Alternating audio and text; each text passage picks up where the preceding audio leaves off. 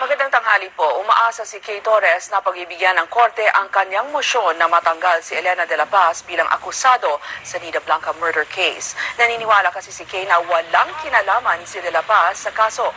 Sinabi naman ni Judge Amelia Fabros ng Pasig RTC na hindi pa niya tinatanggap ang amended information na inihain ng Department of Justice noong July 28.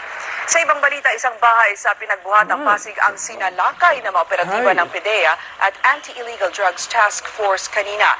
Isang minor de edad na babae ang nasinasabing may koneksyon sa ni-raid na tiyangge ng Shabu sa Papayapa compound noong Pebrero ang dinampot ng mga pulis. Nakuha sa kanya ang 10 gramo ng Shabu, ilang piraso ng pinatuyong marijuana at isang baril. Manatiling nakatutok sa GMA News and Public Affairs para sa balitang walang kinikilingan, walang pinoprotektahan, walang kasinungalingan, serbisyong totoo lamang. Ako po si Nina Castro. Samantala, narito ang pinakasariwang balita sa 24 oras.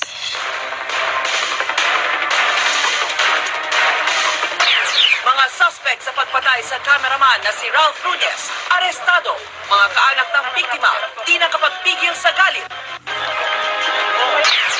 At sa Chika Minute, Edu Manzano, sunod-sunod ang banta sa buhay matapos ang pinakauling raid laban sa pirated CDs na may lamang Shabu.